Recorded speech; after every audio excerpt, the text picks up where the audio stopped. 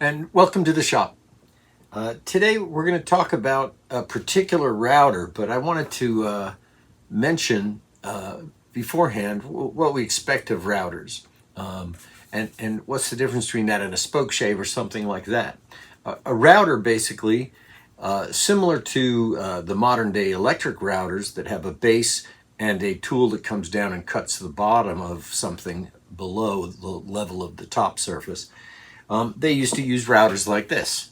And this is what we're pretty typical and expected these days when we talk about a handheld router and not an electric router.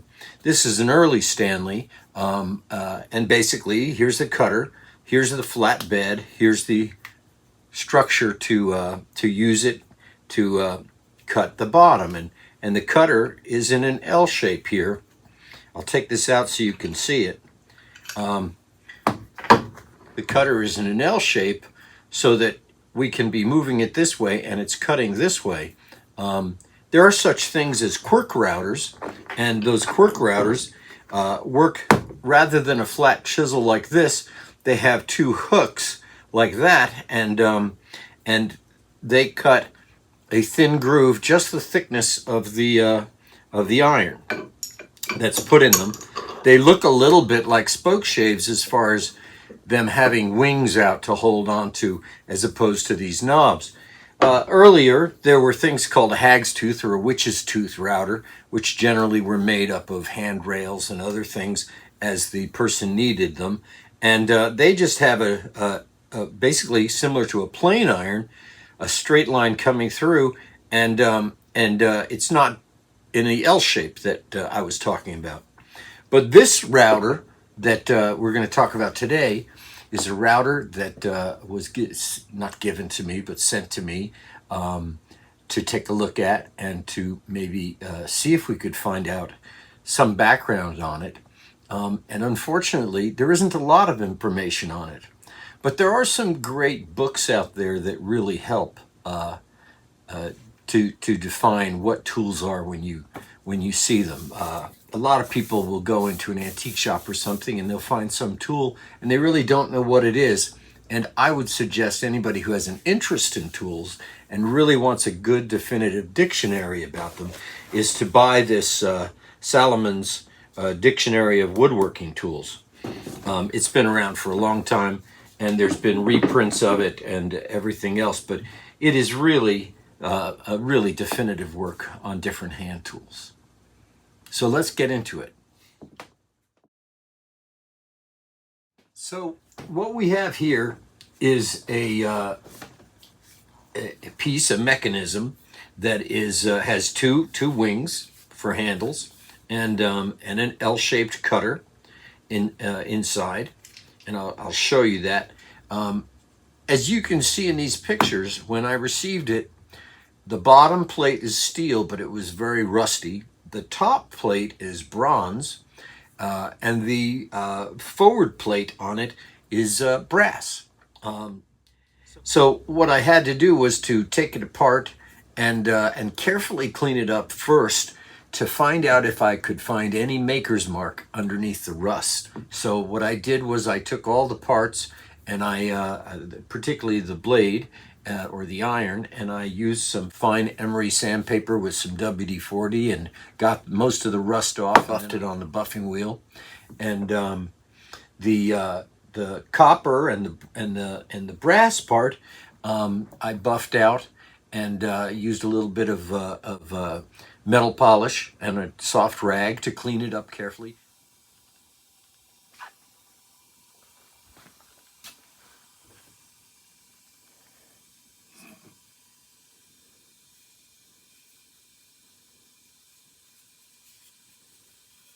I wasn't trying to make it brand new looking. Didn't want that at all. I wanted to still show the wear signs and the history of it. The wear marks generally will tell you how somebody holds on to a tool. And a lot of times you'll see in wooden tools certain areas that are either stained more or less, and you can line them up to your thumbs and you can see that's the way that craftsman used that tool. And so it's a shame to get rid of the history marks because they tell the story of the tool. In these pictures here, you can see that the wing nuts are bronze as well.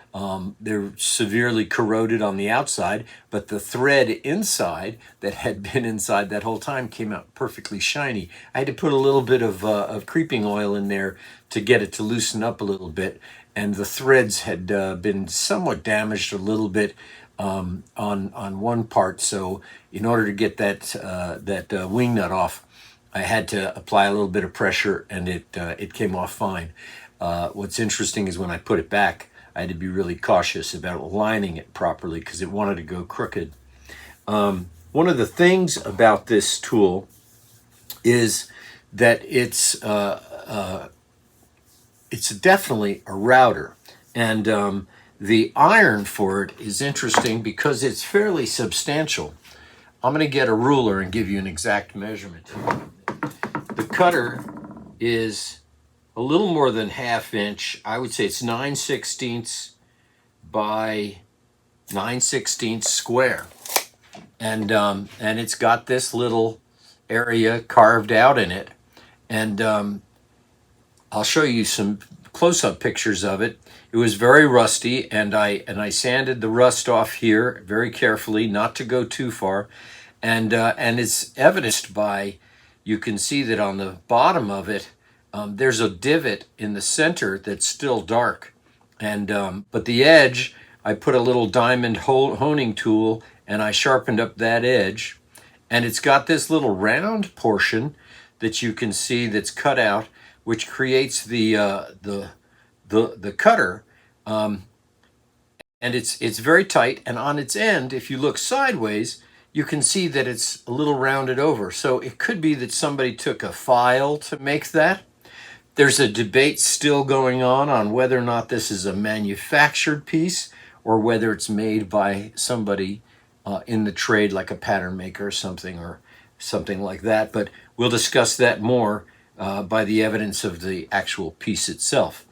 But so that's the iron, and then you can see there's this little square loop that came out, and that's steel, and that's the part where the wing nut on the end of the thread was a little off, and so you had to be very cautious to put it on straight to begin with. And that little square retracts and holds the iron in place, pulls it up against the back of it.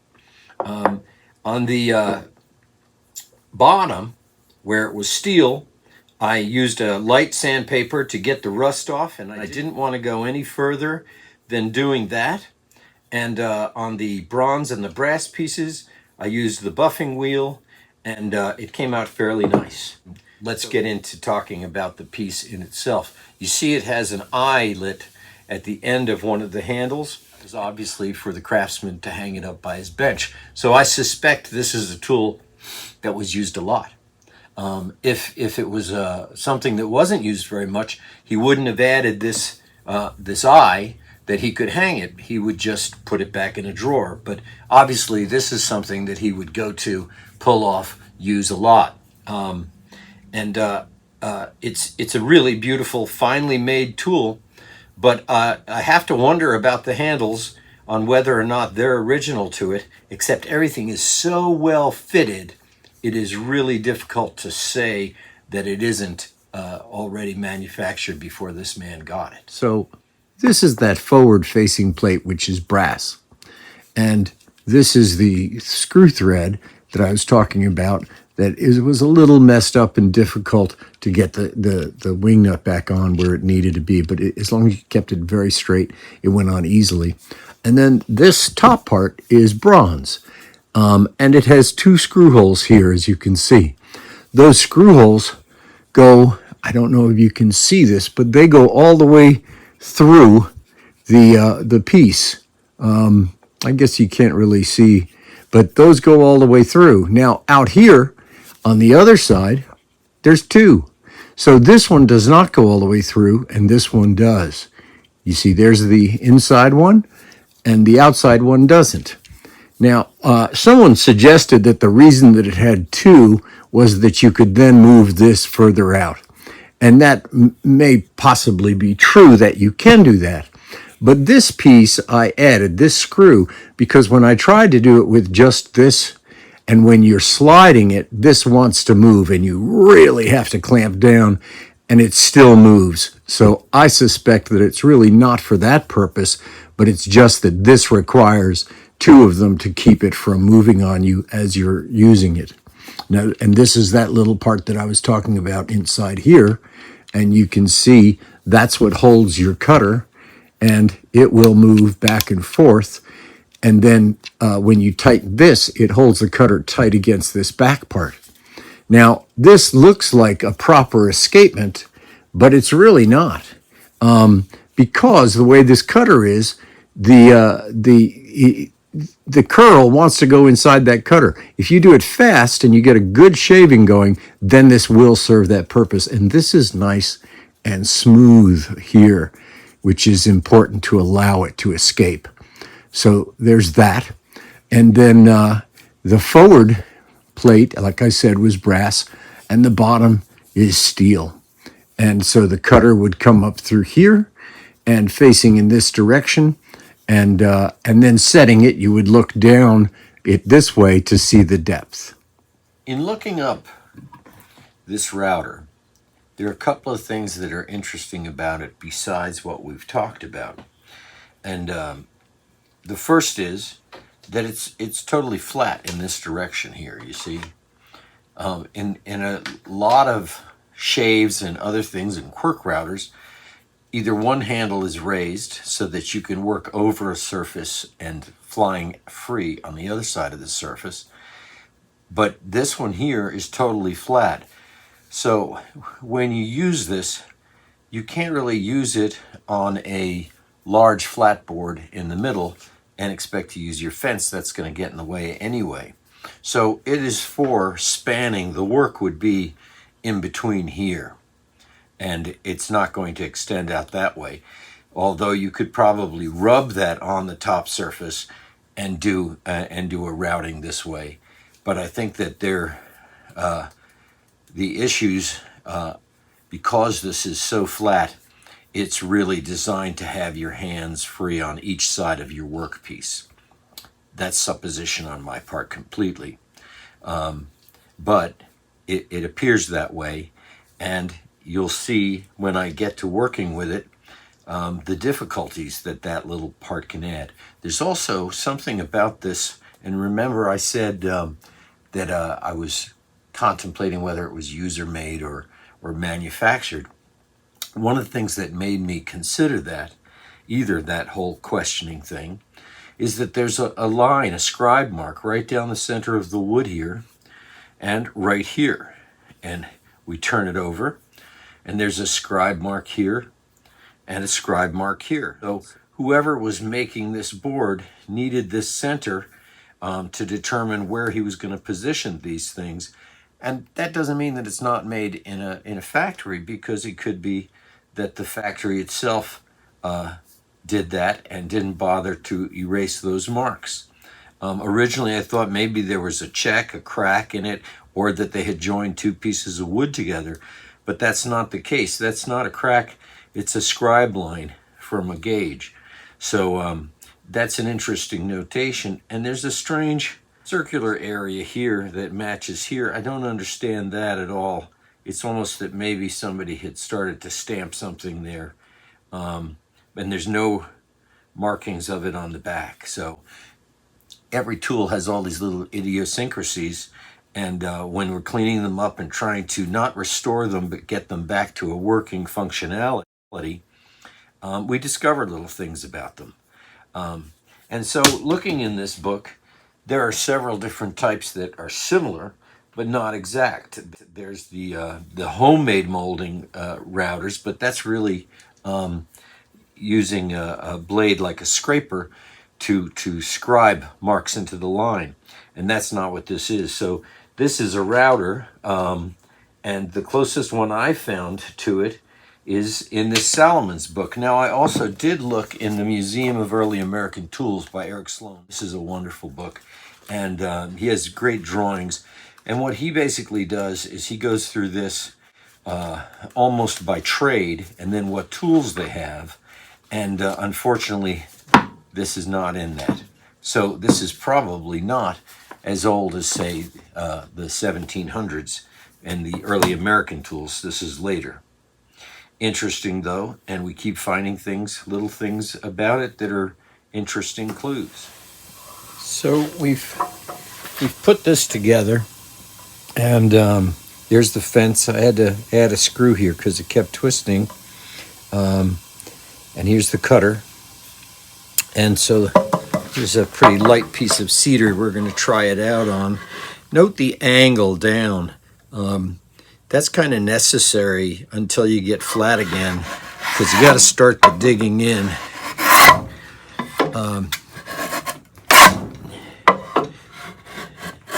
And then I'm working my way back this way.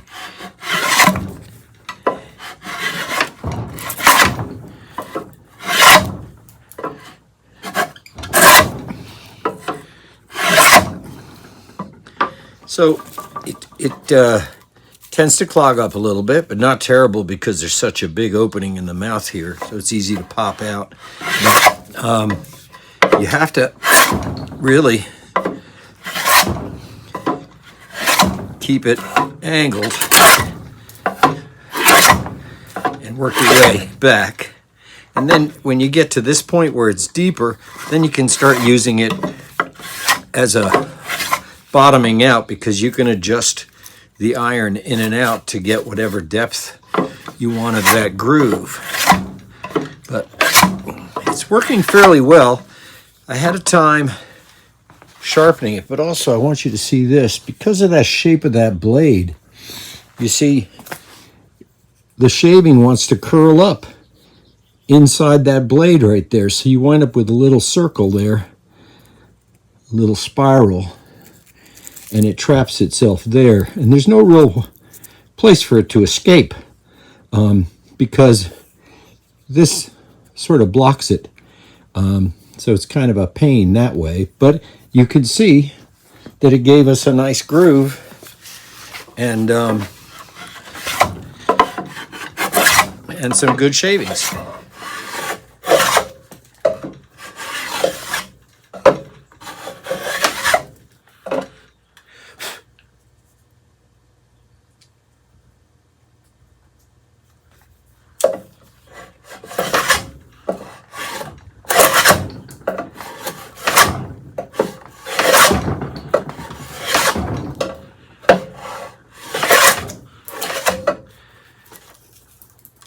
So after looking in the books, trying to look it up and everything, I think I've decided that this is a coachmaker's router, not a wheelwright's. And it could have been just for putting in a groove that had some sort of a seal or something like that, or where the doors close together or something. That I don't know. But it's an interesting tool. I'm going to mail it back to Mr. Wachowski, who sent it to me to look at, and compliment him on his flea market find. I think it's a great little router, and one that would make a nice addition to a collection, or still feasible to use. Hey, thanks for coming in the shop and sharing this with me, and I hope you'll watch some of my other videos and subscribe, and come back again to see me. It's been a pleasure. Everybody should take care, and I'll talk to you later.